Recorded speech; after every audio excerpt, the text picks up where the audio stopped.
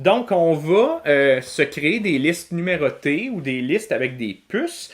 On va voir comment tout ça fonctionne. Donc, imaginons que je veux me créer une nouvelle liste. Puis après ça, on verra comment créer une liste à partir d'éléments déjà existants.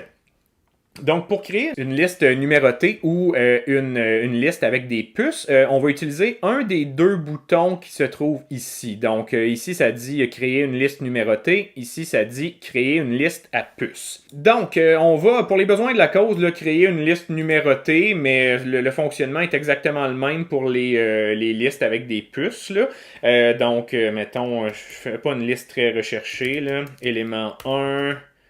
Oups. Élément 2, élément 3.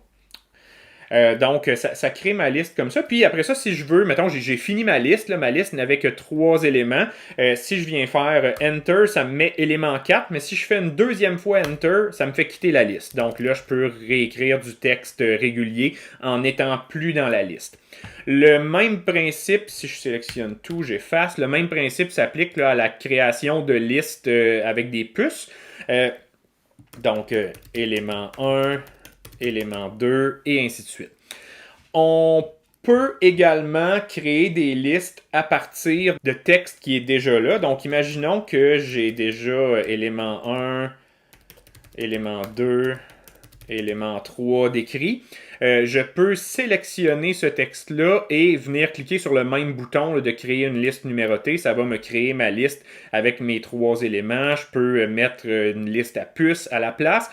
Puis, vous remarquerez là, que au-delà du bouton, il y a à la droite du bouton de la liste à puces et à la droite du bouton de la liste numérotée, il y a l'option d'avoir un menu déroulant. Donc, imaginons que je fais apparaître le menu déroulant ici pour la liste à puces. Ben, ça me permet de choisir différentes images. Là, comme là, j'avais le cercle noir, je peux mettre un cercle vide, je peux mettre un carré, donc, ou quelque chose de stylisé comme ça.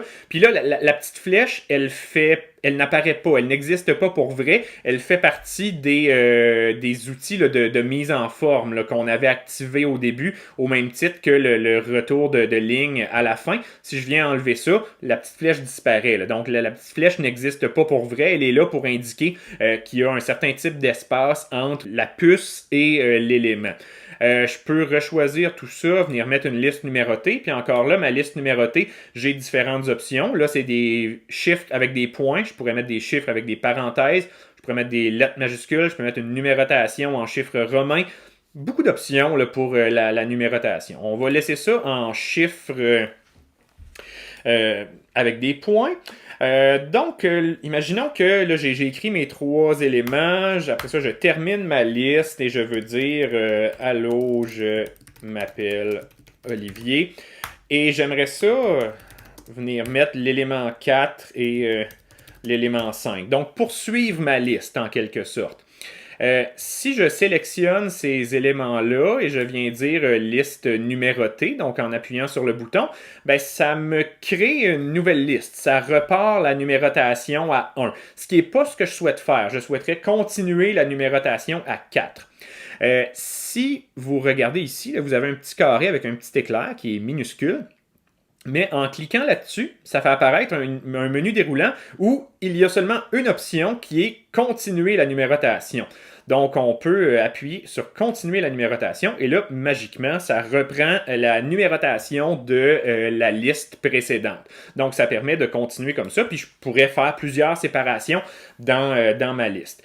Si on change ça pour des listes à puces, oh, là, j'ai aussi numéroté mon allô, je m'appelle Olivier, là, mais si on change ça pour des listes à puces, il n'y a pas vraiment de notion de continuer la numérotation, là, mais quand même, là, c'est davantage pertinent pour les listes à numéros.